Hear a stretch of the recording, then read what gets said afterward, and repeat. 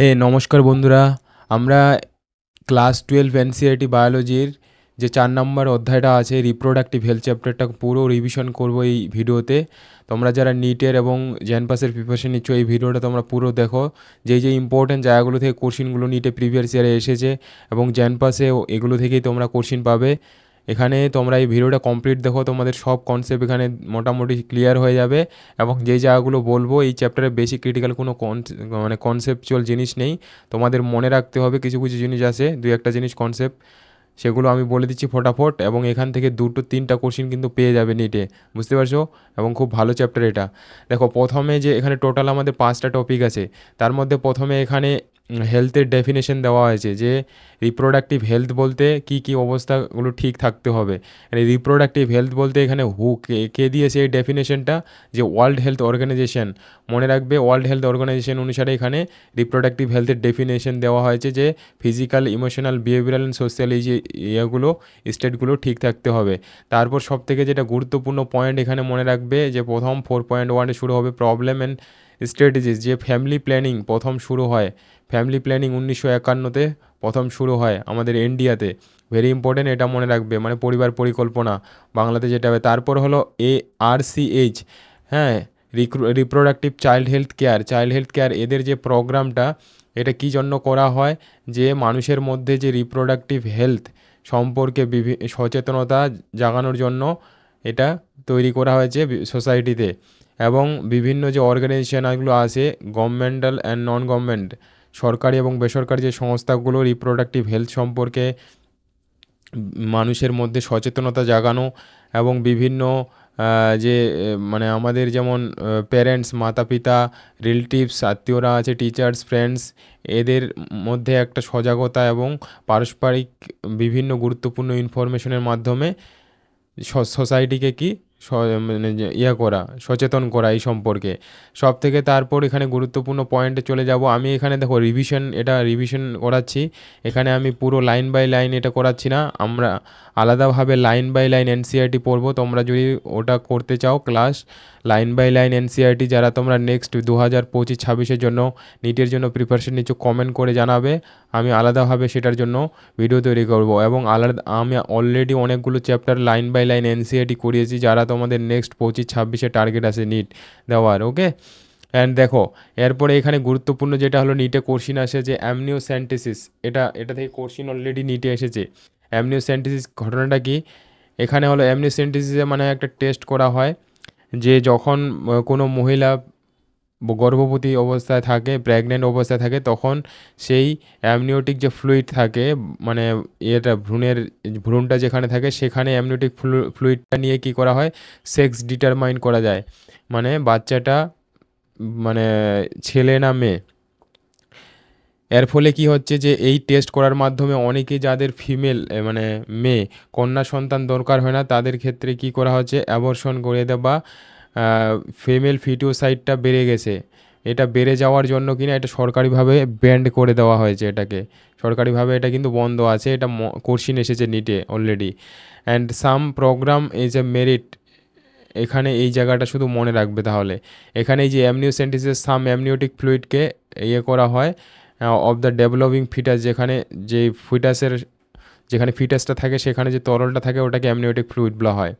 ওকে, ওই ফিটাল সেলগুলো থেকে সেক্স ডিটারমাইন করা যায়। অ্যান্ড এটা এই যে কিছু কিছু ক্ষেত্রে এটা হলো একজন কোয়ালিফাইড ডক্টরের কাছে পারমিশন নিয়ে এটা করাতে পারে। কার ক্ষেত্রে? যদি জেনেটিক কোনো ডিসঅর্ডার থাকে, যেমন down syndrome, haemophilia, sickle cell anaemia, তাহলে সেটার ক্ষেত্রে যখন কোনো ধরো একটা জটিল ক্রিটিক্যাল অবস্থা সিচুয়েশান বা মানে গর্ভবতী যে মাতা তার যেন কোনো অসুবিধা না হয়, জেনেটিক ডিসঅর্ডারের ফলে যদি তাদের লাইফ একটা সংকটের মধ্যে থাকে, সেক্ষেত্রে এটা টেস্ট করা যেতে পারে, এটা এখানে বলেছে। সো এটা ইম্পর্টেন্ট, এই জায়গাটা মনে রাখবে। তারপর ইম্পর্টেন্ট হলো সাহেলি একটা হলো oral contraceptive pill, very important, এটা মনে রাখবে যে এটা ওরাল কন্ট্রাসেপটিভ পিল মহিলাদের জন্য এটা তৈরি করা হয়েছে কোন সায়েন্টিস্ট, এই যে CDRI, যে সেন্ট্রাল ড্রাগ রিসার্চ ইনস্টিটিউট লখনৌতে আছে ইন্ডিয়ার, এখান থেকে এটা তৈরি করা হয়েছে। এটা কোশ্চিন আসছে অলরেডি।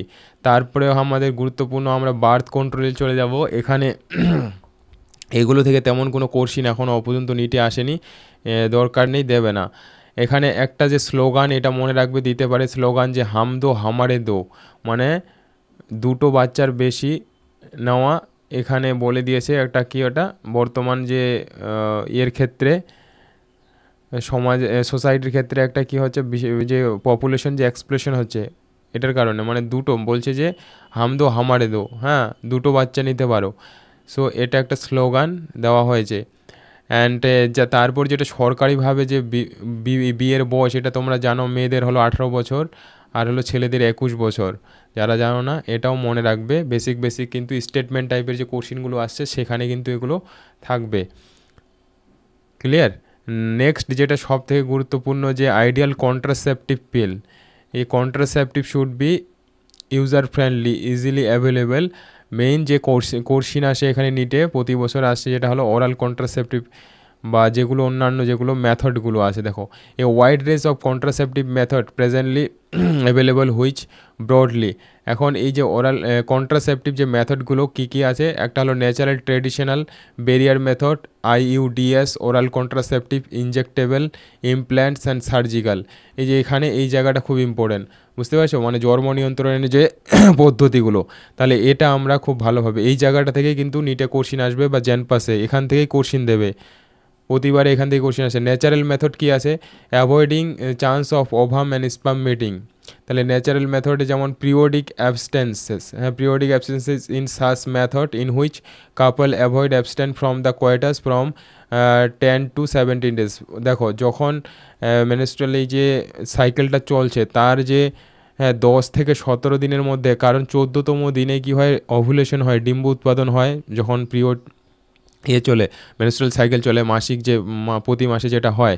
তো 10 থেকে 17 দিন এই টাইমটাতে যদি কেউ মানে কয়টাস মানে সেক্স না করে, নর্মাল ভাষায় যদি বলি, সেক্ষেত্রে কী হবে, যে প্রেগনেন্ট হওয়ার চান্সটা কম থাকবে, যেটাকে সাধারণ ভাষায় স্যাপ পিরিয়ড বলা হয়, চলিত ভাষায় তোমরা জেনে থাকবে আই থিঙ্ক, বুঝতে পারলে। এটা হলো ন্যাচারাল মেথড একটা। তারপর হলো as a chance fertilization are very high during this period, কারণ এই সময়ে কী হয়, ফার্টিলাইজেশনের চান্সটা, সুযোগটা বেশি থাকে। তাহলে অ্যাভয়েড করলে, সেক্স অ্যাভয়েড করলে তাহলে চান্স থাকবে না।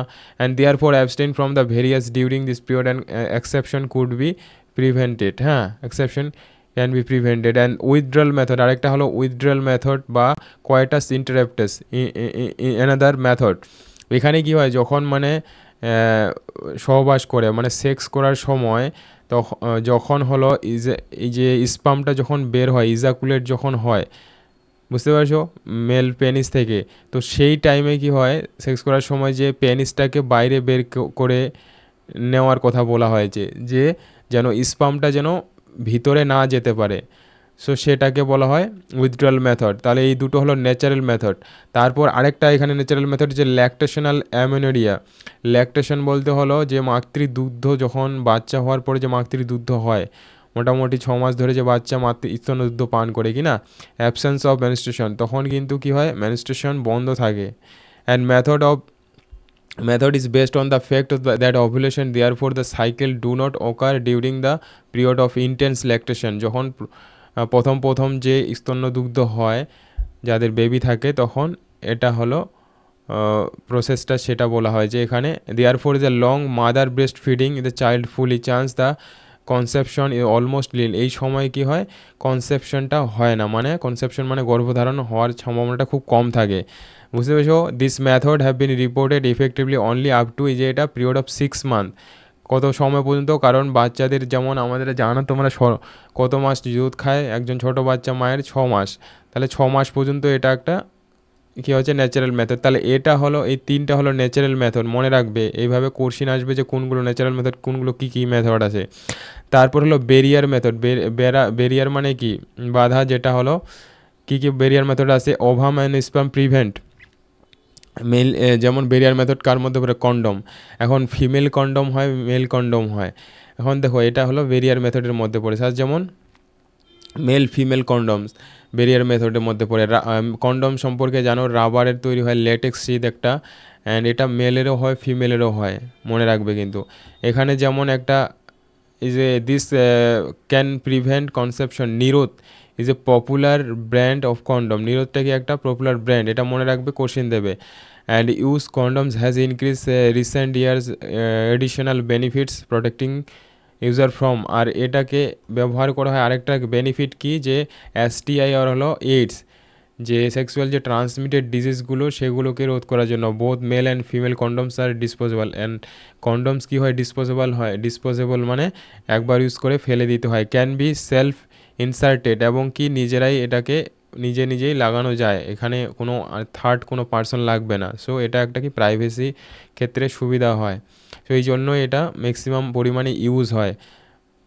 And diaphragm, cervical caps, velues are also barrier made of rubbers. These are the inserted into female reproductive tract to the cover cervix during coitus.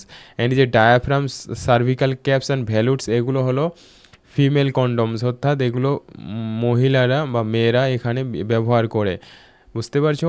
And they prevent, so কোনটা কার condom এটা কিন্তু মনে রাখতে হবে, important. They prevent conception by blocking the entry, কারণ এগুলো লাগানোর পরে কী হবে, স্পামটা কী হবে, এন্ট্রি করতে পারবে না ভিতরে। অ্যান্ড দে আর রিইউজেবল, এবং কি এরা রিইউজেবল মানে পুনরায় ইউজ করা যায় পরিষ্কার করার পরে। অ্যান্ড স্পার্মিসাইডাল ক্রিমস, তারপর হলো বিভিন্ন ধরনের কী হচ্ছে যে ক্রিমস ব্যবহার করা হয়, যেই ক্রিমগুলো কি স্পামগুলোকে মেরে ফেলে। And jellies forms usually used along with this barrier to increase their contraceptive efficiency.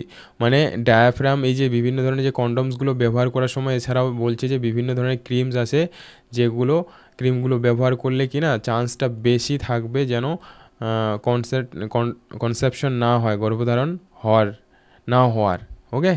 And সব থেকে ইম্পর্টেন্ট যেটা নিটের কোশ্চিন প্রতিবারই আসে, অ্যানাদার পপুলার মেথড হলো যে আইইউডিএস, ইন্ট্রাইউটেরাইন ডিভাইস। ইন্ট্রাইউটেরাইন মানে বুঝতে যে এক ধরনের ডিভাইস যেটা হলো ইউটেরাইনের মধ্যে করা হয়, সেট করা হয়। দিস ডিভাইস ইনসার্ট করা হয়, লাগানো হয়, ডক্টরের মাধ্যমে লাগাতে হবে বা এক্সপার্ট নার্সের মাধ্যমে, এটা নিজে কিন্তু হবে না। কোথায়, uterus through vagina. And this intrauterine device presently available, non medicated হয়। নন মেডিয়েটেডের মধ্যে আইওডিএস হচ্ছে কি Lippes loops, copper releasing IUDs, copper রিলিজিংয়ের মধ্যে হলো সিইউটি CU7, তারপর হলো মাল্টিলোড 375। এটা কিন্তু কোশ্চিন অনেকবার এসেছে, প্রতিবারই কিন্তু কোশ্চিন দেয় এখান থেকে, এটা মনে রাখতে হবে। অ্যান্ড হরমোন রিলিজিং আইওডিসের মধ্যে হলো প্রোজেস্টারজেট অ্যান্ড LNG20। তারপর হলো এই যে এখন সব থেকে কোশ্চিন আসে যে আইইউডিএসগুলোর কাজ কি। আইইউডিএস কী করে, ইনক্রিজ ফ্যাগোসাইটোসিস অফ স্পামগুলোকে খেয়ে ফেলেন অ্যান্ড উইথিন ইউটেরাসের মধ্যে।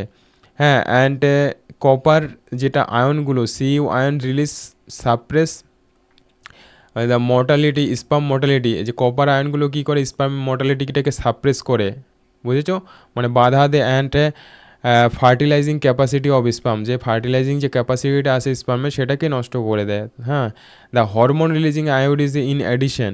তাহলে এই জায়গাটা হলো এই চ্যাপ্টারের মোস্ট ইম্পর্টেন্ট, কারণ কোশ্চিন এখান থেকেই দেয়। মেক দ্য ইউটেরাইস, এবং হরমোন রিলিজিং যেগুলো আয়োডিস ওগুলো কী করে, ইউটেরাসটাকে আনসুইটেবল করে, মানে প্রতিকূল একটা পরিবেশ তৈরি করে দেয় ইমপ্ল্যান্টেশনের জন্য, ইমপ্ল্যান্ট হতে পারে না। And cervix hostile to sperm, মানে সার্ভিক্সটা যে ওই জায়গাটাকে হস্টাইল করে দেয়, হস্টাইল মানে একটা প্রতিকূল পরিবেশ সৃষ্টি করে। অ্যান্ড আইইউডিস আর আইডিয়াল আইইউডিসটা সব থেকে যেটা কোশ্চিন হচ্ছে যে আরেকটা আইইউডিএসটা হলো সব থেকে আইডিয়াল কন্ট্রাসেপটিভ হিসাবে ধরা হয়, কারণ এটা সব থেকে বেশি ইউজ হয় ফিমেলের জন্য। And who want to delay, কাদের ক্ষেত্রে, যারা দেরিতে কী করতে চায়, বাচ্চা নিতে চায়। হ্যাঁ, সেই জন্য এটা ব্যবহার করতে পারে এই কন্ট্রাসেপশন মেথড। তারপর হলো ওরাল অ্যাডমিনিস্ট্রেশন, যেগুলো হলো মৌখিক, যে মানে ওরাল যেগুলো মেডিসিন আছে, বুঝতে পারছো, পিলস যেগুলো আইদার, যে সেগুলোর মধ্যে কি ব্যবহার করা হয়, প্রজেস্টেরন অ্যান্ড ইস্ট্রোজেন হরমোনের কম্বিনেশন ব্যবহার করা হয়, এটাও কোশ্চিন এসছে, বুঝেছো। ফিমেল যেগুলো ট্যাবলেটগুলো ইউজ করে। And they are tablets popularly, এগুলোকে কী বলি আমরা, পিলস বলা হয়।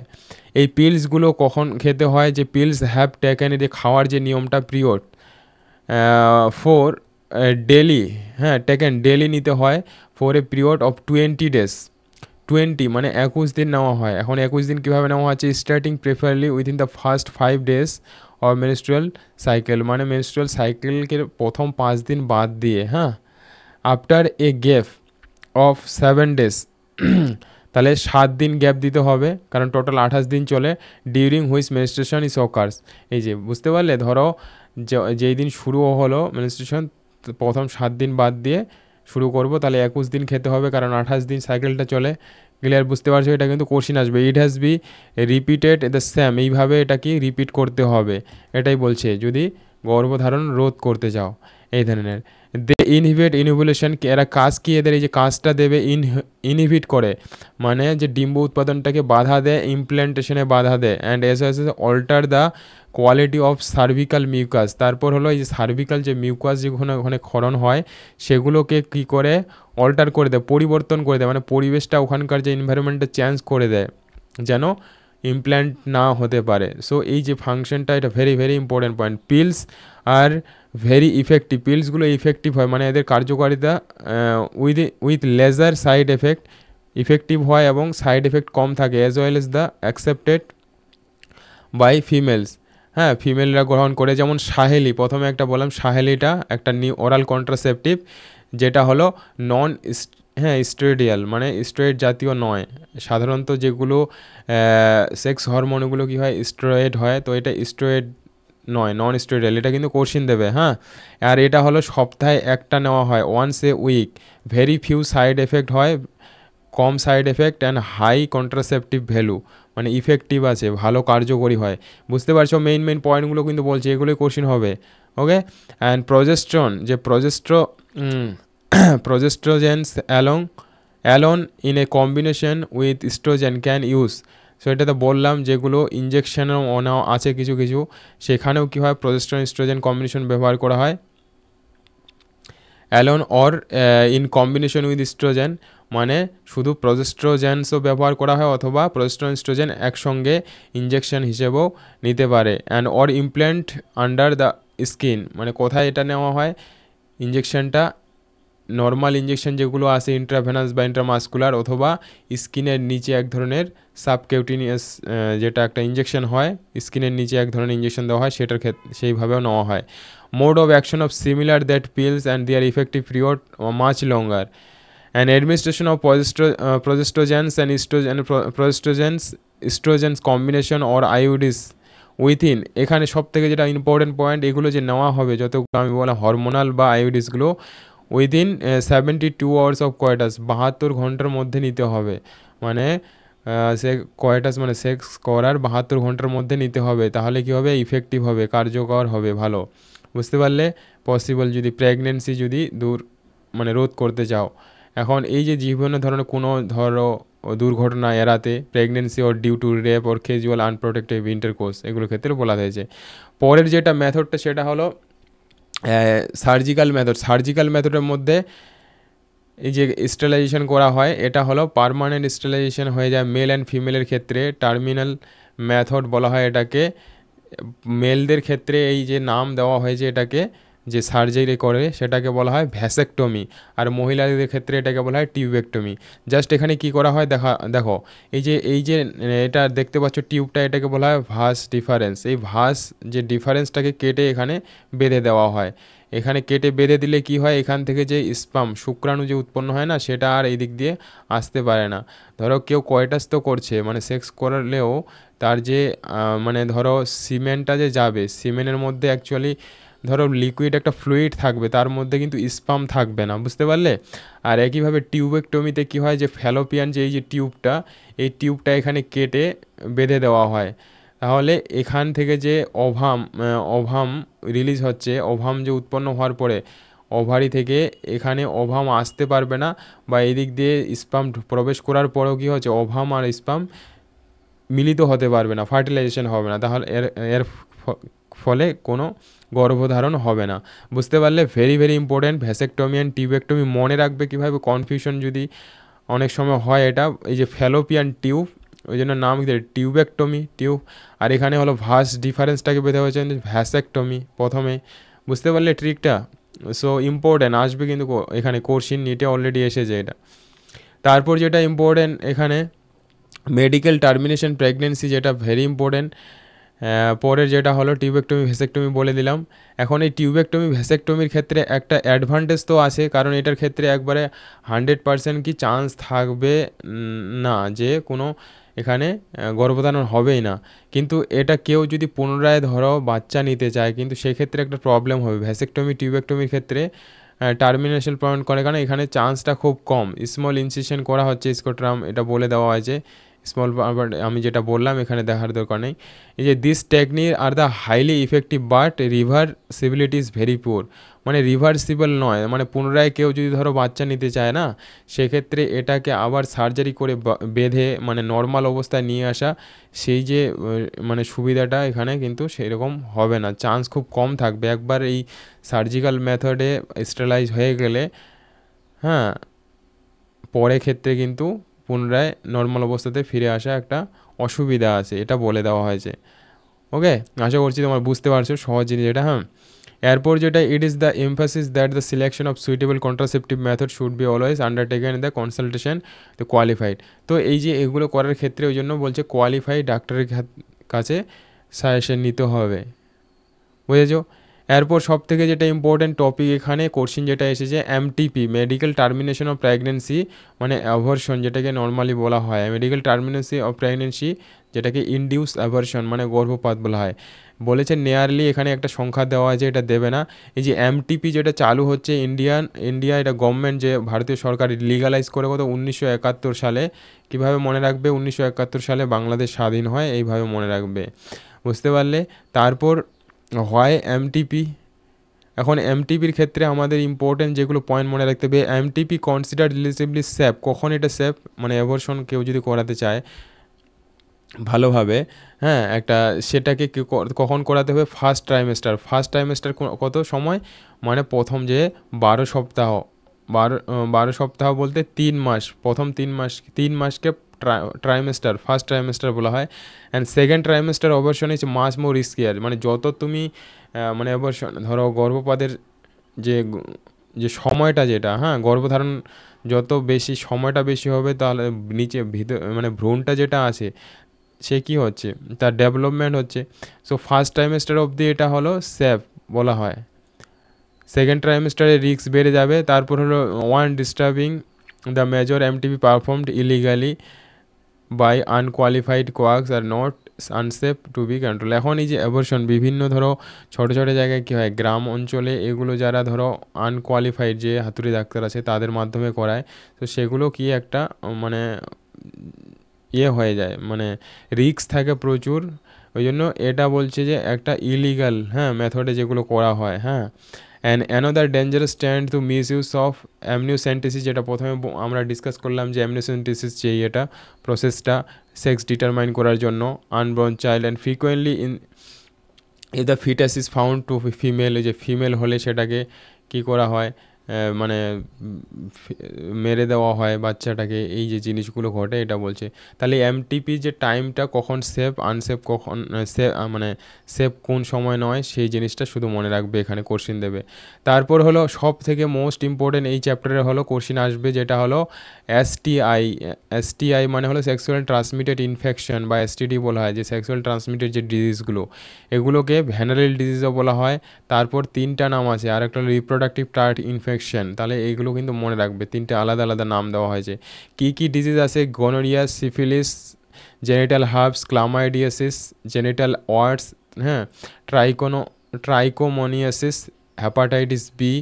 এই যে এখানে যতগুলো ডিজিজের নাম বলা হয়েছে সবগুলো মনে রাখতে হবে, ভেরি ইম্পর্টেন্ট, এখান থেকে কোশ্চিন আসবে। এখন এখানে কিছু ইম্পর্টেন্ট জিনিস আছে, যেমন এইডস আমি কোন ভাইরাসের ফলে হয় আমরা জানি যে এইচআইভি ভাইরাস কমন, হ্যাঁ, যে AIDS are common STIs among the HIV infection most dangerous হয় এটা, অ্যান্ড ডিটেলস দেওয়া আছে এইডসের, ওটা বলেছে, তো দরকার নেই এখানে আমাদের। তারপর হলো some of hepatitis B HIV can be transmitted sharing. এখন এই যে এইডস যেগুলো মানে এই যে STDsগুলো, যেই সেক্সুয়াল ট্রান্সমিটেড ডিজিজগুলো, কীভাবে এরা সংক্রমণ হয়, ছড়ায়, বুঝতে পারছো, সেই যে মেথডটা, এটা ক্লাস 10-এ তোমরা পড়েছো।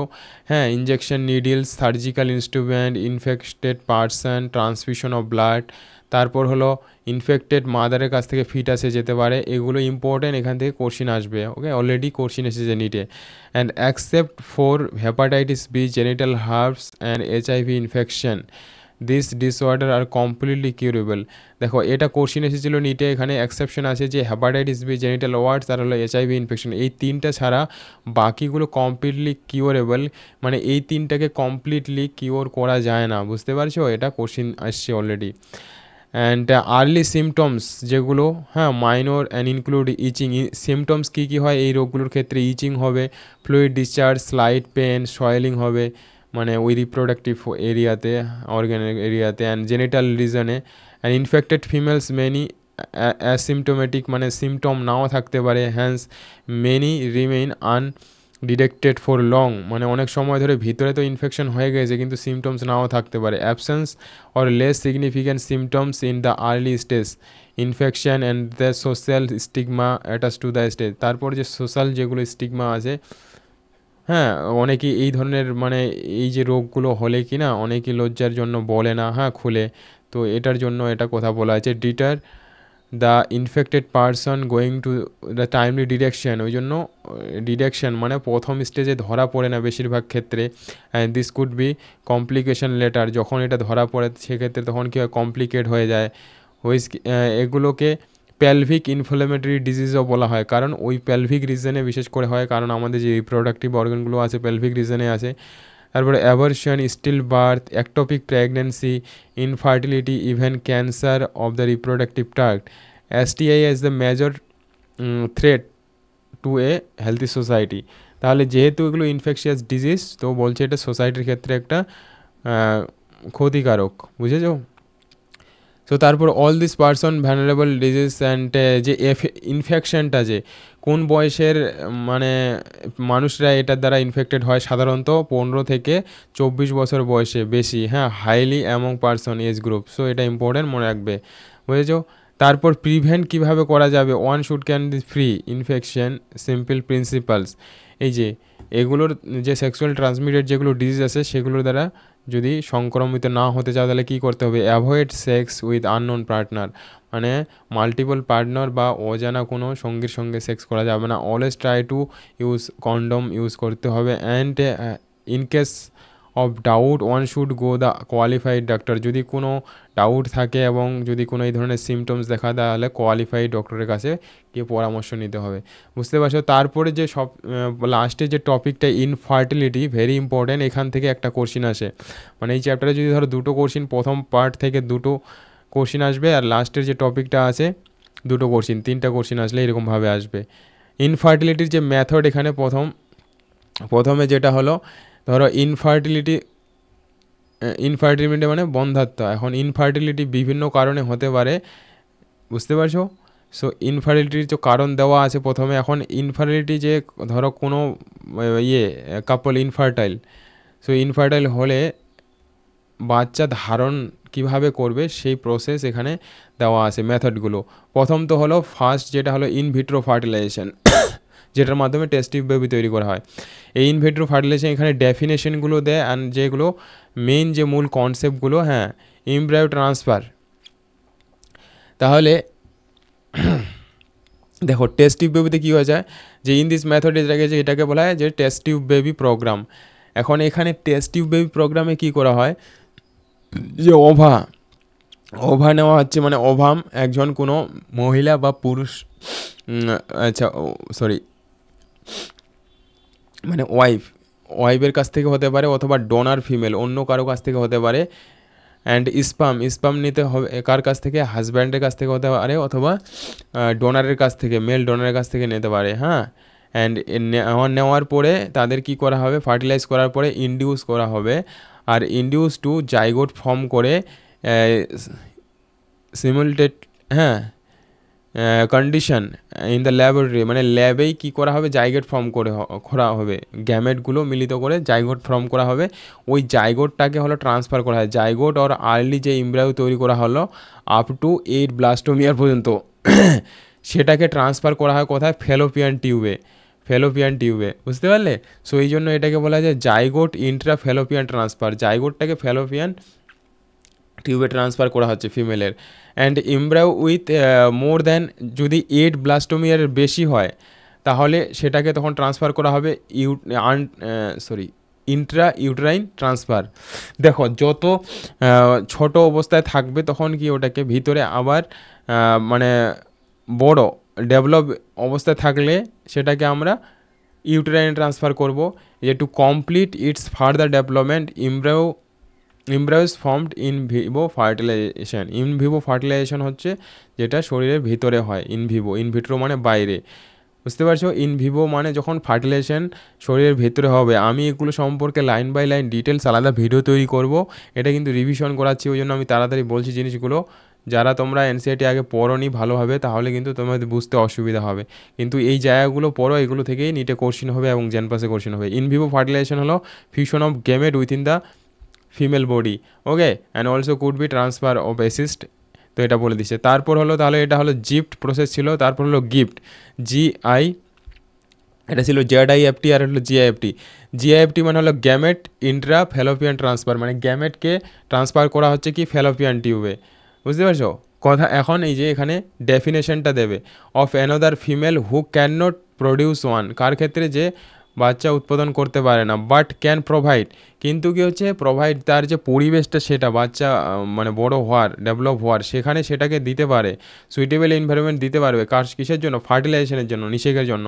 And further development is another method attempt. তারপর হলো intracytoplasmic sperm injection, very important, এখানে ইঞ্জেকশন দেওয়া হয়।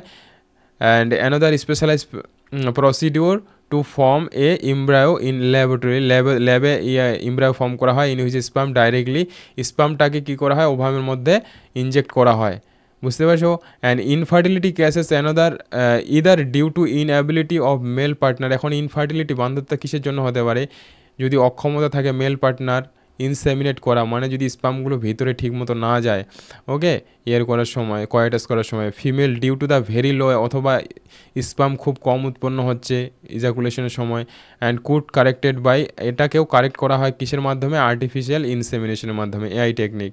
This technique semen collected either from husband, এখন এই যে স্পামটা কালেক্ট করা হয় হাজব্যান্ডের কাছ থেকে অথবা কোনো ডোনারের কাছ থেকে, দাতার কাছ থেকে, বুঝেছো? অ্যান্ড ইন্ট্রোডিউস ইদার, এটাকে ইন্ট্রোডিউস করা হচ্ছে কি ভেজাইনা অথবা ইউটেরাসে, এই জন্য এগুলোকে কী বলা হয়? Intra uterine insemination of the female. Clear? দো দ্য অপশন আর মেনি, বলছে যে অনেক অপশন আছে, হ্যাঁ, এগুলো ছাড়াও এখন যে বর্তমানে বলছে যে অল দিস টেকনিক্স, আর এই যে অপশনগুলো, যে বেশ কিছু আমরা টেকনিক পাচ্ছি, এই অপশানগুলি বলছে extremely highly precision handling by specialist professional, মানে এগুলো একটু জটিল প্রক্রিয়া, মানে হাই কোয়ালিফাইড অ্যান্ড খুব প্রফেশনাল লাগবে যারা এই কাজগুলো করবে, হ্যাঁ। অ্যান্ড এক্সপেন্সিভ ইনস্ট্রুমেন্টেশন, অ্যান্ড এগুলো খুব এইসব টেকনিকে বেবি উৎপন্ন করতে কিনা প্রচুর এক্সপেন্সিভ যে ইনস্ট্রুমেন্ট লাগবে। And therefore this facility are presently available only a fewer centres, মানে এগুলো এখনও সব মানে খুব কারা এগুলো এই পদ্ধতির মাধ্যমে বাচ্চা নিতে পারছে, যারা হলো খুব হায়ার, মানে যাদের অনেক প্রচুর অর্থ আছে তারাই এগুলোকে করতে পারবে, বহন করতে পারবে, সেটা বলছে। And obviously their benefits affordable to only a limited number of people, এর যে বেনিফিটটা কি বলছে যে একটা শুধুমাত্র লিমিটেড নাম্বার অফ, কম সংখ্যক লোকের কাছে পৌঁছাচ্ছে। Emotional, religious and social factors are also determinant. So এখানে একটা মানে নৈতিক কিছু জিনিসের কথা বলা হয়েছে যে এই প্রসেসগুলো এইভাবে বাচ্চা উৎপাদন করা সম্ভব হলেও সেটা কী হচ্ছে যে emotional, religious and social factor আছে কিছু, যেগুলো সোসাইটিতে আমাদের চলে। And since the ultimate aim of this procedures, বলছে যে সব এই যে পদ্ধতিগুলো এত কিছু করার পরে যে আলটিমেট উদ্দেশ্য কি একটা বাচ্চা উৎপাদন করা, কিন্তু সেটা অন্যভাবেও করা যায়, যে বলছে যে অন্য যে অনেক অনাথ বাচ্চা আছে যেগুলো, বা পরিত্যক্ত বাচ্চারা আছে, সেখান থেকে মানুষ কী করে অ্যাডপ্ট করতে পারে, তাহলে এত কিছু দরকার করার প্রয়োজনই হবে না, এত ঝুড় ঝামেলার, এত টাকা অর্থ খরচ করার প্রয়োজন নেই, এই জিনিসটা বলেছে। সো এই ছিল এই চ্যাপ্টার। আমাদের গুরুত্বপূর্ণ 3টা কোশ্চিন আসবে নিটে এবং জেনপাসে, এগুলো থেকেই কোশ্চিন আসবে। তোমরা যারা ভিডিওটা দেখলে আশা করছি হেল্প পাবে। অ্যান্ড তোমরা যদি ডিটেলস পুরো লাইন বাই লাইন বুঝতে চাও তোমরা কমেন্ট করবে, আমি আলাদাভাবে ভিডিও তৈরি করব। অলরেডি অনেক চ্যাপ্টার কমপ্লিট করেছি, তোমরা সেই ভিডিওগুলো দেখতে পারো, প্লেলিস্টে গিয়ে পেয়ে যাবে, চ্যাপ্টার ওয়াইজ করা আছে, বুঝতে পারছো? সো গাইজ, আশা করছি তোমরা হেল্প পাবে যারা মনোযোগ সহকারে যে ভিডিওটা দেখবে। অ্যান্ড অবশ্যই চ্যানেলটাকে আমার সাবস্ক্রাইব করবে, কোঅপারেট করবে। আমি পুরো এনসিইআরটি কমপ্লিট করে দেবো তোমাদের নিটের জন্য। So thank you. নেক্সট ভিডিওতে এইরকমই অন্য একটা চ্যাপ্টার করব, রিভিশন 2024-এ যারা তোমরা নিট দিচ্ছ এবং 25-26-এ যারা নিট দেবে অবশ্যই কমেন্ট করবে। আমি পুরো complete line by line NCERT ধরে ধরে কমপ্লিট করব, একটা জায়গায় কোনো প্রবলেম হবে না। ওকে, জাস্ট